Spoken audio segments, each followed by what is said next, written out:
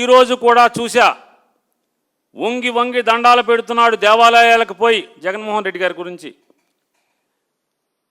నువ్వెన్ని దండాలు పెట్టినా ఎవరైనా సరే దేవుడి మీద నమ్మకం ఉండే ఏ వ్యక్తి నీకు ఏ పార్టీ సహకరించరు. జగన్మోహన్ రెడ్డి గారు దేవుడికి వంగి వంగి దండాలు పెడుతున్నాడు, తప్పే ఉంది? అసలు మీరు మామూలుగా మోడీకి వంగి వంగి దండాలు పెడుతున్నారు కదా, మనిషి కదా మోడీ గారు. మోడీ గారు మనిషి, నీకన్నా వయసులో చిన్నవాడు, అనుభవంలో చిన్నవాడు అని మీరే చెప్పారు. మోడీ గారికి వంగి వంగి దండాలు పెడితే మీకు సిగ్గు లేనప్పుడు దేవుడికి దండం పెడతాకి జగన్ గారి సిగ్గు ఎందుకు ఉండాలి? ఎందుకు ఉండాలి చంద్రబాబు నాయుడు గారు? నిస్సిగ్గుగా, నిర్లజ్జగా నువ్వు క్రిస్టియన్వి, హిందువు దుగుడికి ఎందుకు? మరి మీరెందుకు వెళ్తున్నారు? నెత్తి మీద టోపీ పెట్టుకుని నమాజ్ ఎందుకు చేస్తున్నారు? ఎందుకు వెళ్తున్నారు? పైన క్రిస్మస్ తాత కోటేసుకుని చర్చిలకి ఎందుకు వెళ్ళి వాక్యం చదువుతున్నారు? యేసు ప్రభు వాక్యం చదువుతున్నారు, మీరు బైబిల్ వాక్యం చదువుతున్నారు. మరి మీకు అప్పుడు సిగ్గుందా, సిగ్గు లేదా చంద్రబాబు నాయుడు గారు? ఏమనాలి మిమ్మల్ని? మీరు వంగి వంగి దండాలు పెడతారు కదా పాస్టర్లకి, ఏమనాలి అప్పుడు మిమ్మల్ని? వయసు వచ్చిన కాడి నుంచి మీకు వివరం పోయి, విచక్షణ పోయి, విఘ్నత పోయి, కేవలం అధికారమే పరమావధిగా బతకటం ఏంటి? ఎవరికి ఉపయోగం అని అడుగుతున్నాను. చంద్రబాబు నాయుడు గారు చెప్పండి సార్, మీరు ఎవరికి ఉపయోగం? ఈ రకమైన ముఖ్యమంత్రి మాకు ఉండటం మా దౌర్భాగ్యం కాదా అని అడుగుతున్నాను. మీరు సిగ్గుపడకపోగా మీరు చేసిన పనికి మీ ఏలుబడిలో మనిషిని చంపేసి రౌడీ షీటర్ అంటారు. ఏ రౌడీ షీటర్ అయితే చంపేస్తారా? రౌడీ షీటర్ అయితే చంపుతారా అంటున్నా. ఊరేయించండి, ఊరేయించమని అడుగుతున్నాను. చేత కాదా మీకు? ఈ విచారణ ఇవాళ ఎంత డొల్ల విచారణ అంటే, ఇవాళ జరిగినటువంటి నారా చంద్రబాబు నాయుడు గారి ప్రభుత్వం చే నియమించబడినటువంటి ఒక ఐజీ గారి నేతృత్వంలో 2 ఎస్పీలు, ఒక అడిషనల్ ఎస్పీ గారు, ఈ 4 నేతృత్వంలో నడిచినటువంటి ఈ సిట్టు ఎంత డొల్ల, ఎంత దారుణమైనటువంటి ఇన్వెస్టిగేషన్ అంటే, ఆఖరికి ఒక హోంగార్డ్కి స్వేచ్ఛ ఇచ్చి నువ్వు ఇన్వెస్టిగేషన్ చేయమంటే ఆ హోంగార్డ్ కూడా ఇంత అసహ్యంగా చేయడు. ఎవడో కూడా.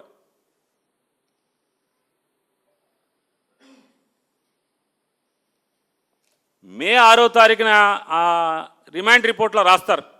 మే 6వ తారీఖున టాస్క్ ఫోర్స్ అడిషనల్ డీసీపీ గారికి పాత కృష్ణలంక సిఐ, అప్పటి కృష్ణలంక సిఐ నాగరాజు గారు రిక్వెస్ట్ ఇచ్చా అంట, రిటర్న్ రిక్విజిషన్. ఏమని? అమ్మా, మాకు పలానావాడు నాన్ బెయిలబుల్ వారెంట్లో ఒకటి కనపడతలేదు, ఎతికి తెచ్చిపెట్టండి అని చెప్పి అడిగాడంట. టాస్క్ ఫోర్స్ ఎవరు? నాయకుడు ఎవరు? టాస్క్ ఫోర్స్ బాస్ ఎవరు? విజయవాడ సిపి రాజశేఖర్ బాబు గారు task force boss. Additional DCP గారిని వెళ్ళి ఈయన కాగితం ఇచ్చాడంట. వెంటనే ఆవిడ హుటాహుటిన ఒక టాస్క్ ఫోర్స్ సబ్ ఇన్స్పెక్టర్ గారిని, 2 కానిస్టేబుల్స్ని, స్టేషన్ కానిస్టేబుల్ ఎవరైతే వారెంట్ సర్వ్ చేయాల్సినటువంటి కోర్టు కానిస్టేబుల్ ఉంటాడో, వీళ్ళ 4గురిని ఇచ్చి మార్కాపురం వెళ్ళి ఆయన్ని పట్టుకోండి అన్నారంట. వెంటనే పట్టుకోండి అనగానే వీళ్ళకి పట్టేసుకున్నారు. వెంటనే ఇన్ఫర్మేషన్ దొరికేసింది, మార్కాపురంలో ఉన్నాడన్నారు. తెల్లారుజామున వెళ్ళి మార్కాపురంలో అతన్ని ఎత్తుకొచ్చేశారు, మార్కాపురం నుంచి తీసుకొచ్చారు. తప్పే లేదు, పోలీస్ చేయాల్సింది అదే, అక్కడికి తప్పు లేదు. కాకపోతే ఇక్కడ ఇన్వెస్టిగేషన్లో ఎక్కడా కూడా సిపి గారి ఊసు కానీ, పాత్ర కానీ, నాలెడ్జ్ కానీ ఉన్నట్టు కానీ ఎక్కడా కూడా పేరు కానీ రాయకపోవటం అనేది దుర్మార్గం అంటున్నాను. ఈ ఇన్వెస్టిగేషన్ యొక్క దుర్మార్గం అది. సరే, 24 గంటలలోపు కనుక కోర్టుకు రిమాండ్ చేస్తే లోకల్ ట్రాన్సిట్ వారెంట్ తీసుకోవాల్సిన పని లేదు, లోకల్ మ్యాజిస్ట్రేట్ గారి దగ్గర ప్రొడ్యూస్ చేయాల్సిన పని లేదు. ఎందుకంటే 24 గంటల దూరం జర్నీ ఉంటే కనుక ఖచ్చితంగా సుప్రీంకోర్టు లేకపోతే ఏపీ పోలీస్ మాన్యువల్ ఇవన్నిటి ప్రకారం ఖచ్చితంగా అక్కడ ఉన్నటువంటి స్థానిక మ్యాజిస్ట్రేట్ గారి దగ్గర ప్రొడ్యూస్ చేసి ట్రాన్సిట్ వారెంట్ తీసుకుని తెచ్చుకోవాలి. ఎందుకని 24 గంటలలోపు ముద్దాయిని అరెస్ట్ చేసిన 24 గంటలలోపు సేమ్ స్టేట్ కాబట్టి తీసుకొచ్చి కోర్టులో ప్రొడ్యూస్ చేయాలి. ఎందుకు వెళ్ళారు అక్కడికి? టాస్క్ ఫోర్సును కృష్ణలంక పోలీస్ స్టేషన్ యొక్క కోర్టు కానిస్టేబుల్ కలిసి ఎందుకు వెళ్ళారు? సిఐ గారి ఆదేశాల మేరకు, సిఐ గారి కోరిక మేరకు ఎందుకు వెళ్ళారు? పెండింగ్లో ఉన్నటువంటి మ్యాజిస్ట్రేట్ గారు ఇచ్చినటువంటి, 2 మ్యాజిస్ట్రేట్లు ఇచ్చినటువంటి నాన్ బెయిలబుల్ వారెంట్లు ఎగ్జిక్యూట్ చేయటానికి వెళ్ళారు. అంటే ఏంటి? మ్యాజిస్ట్రేట్ వారి అంటే కోర్టు వారి ఆదేశాల ప్రకారం దాన్ని ఎగ్జిక్యూట్ చేయటానికి వెళ్ళారు. కోర్టు ఆదేశాలు ఏమిచ్చింది? వాడిని ఎత్తుకొచ్చి నా ముందు పెట్టండి అని చెప్పింది. వాడు కోర్టుకు రావట్లేదు, వాడిని ముద్దాయిని ఎత్తుకొచ్చి నా ముందు పెట్టండి అని చెప్పి వారెంట్ ఇచ్చింది. ఏం చేయాలి మీరు? ఎత్తుకొచ్చి సరాసరి 24 గంటల్లోపు కోర్టులో కదా ప్రొడ్యూస్ చేయాలి.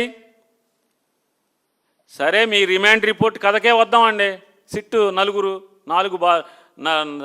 ఏమంటారు మరి, 4 దిక్కుపాలకులు, మీ 4 దిక్కుపాలకులు అమోఘమైనటువంటి విచారణ చేసి ఇచ్చారు కదా మీరు. సరే, దాని ప్రకారం ఏముంది? మీరు దాని ప్రకారం టాస్క్ ఫోర్స్ వాళ్ళు హ్యాండ్ ఓవర్ చేసి రసీదు తీసుకున్నారు. ఎవరికి? సెంట్రీ కానిస్టేబుల్కి ఇచ్చి హ్యాండ్ ఓవర్ చేసి తీసుకున్నారు, రసీదు తీసుకున్నారు. హ్యాండ్ ఓవర్ చేసి రసీదు తీసుకున్న తర్వాత ఇమ్మీడియట్గా ఏం చేయాలి? ఏసీపీకి, డీసీపీకి, సిపికి వీళ్ళు రిపోర్ట్ చేయాలి కదా. రిపోర్ట్ చేశారా లేదా? మీరు రిమాండ్ రిపోర్ట్లో విచారించినట్టుగా ఎందుకు రాయలేదు? ఎందుకు విచారించలేదు? డిఎస్పీని విచారించారా అంటే, డిఎస్పీ అంటే ఏసీపీ, విజయవాడ భాషలో ఏసీపీ, కృష్ణలంక పోలీస్ స్టేషన్ పరిధికి వచ్చేటువంటి ఏసీపీ గారిని మీరు ఎందుకు విచారించలేదు? వారి సూపర్వైజరీ ఉద్యోగం చేస్తున్నారా, చేయట్లేదా? ఆ ఏసీపీ గారికి ఎన్ని పోలీస్ స్టేషన్లు ఉన్నాయి? వారు తరచుగా వాటిని ఇన్స్పెక్ట్ చేస్తున్నారా లేదా? రోజు టెలికాన్ఫరెన్సో, సెట్ కాన్ఫరెన్సో చేస్తున్నారా లేదా? సిపి గారు చేయాలి కదా, కంపల్సరీ. పోలీస్ మాన్యువలే కదా అది. మీ డ్యూటీ బౌండ్ కదా అది, మీ బౌండెడ్ డ్యూటీ కదా.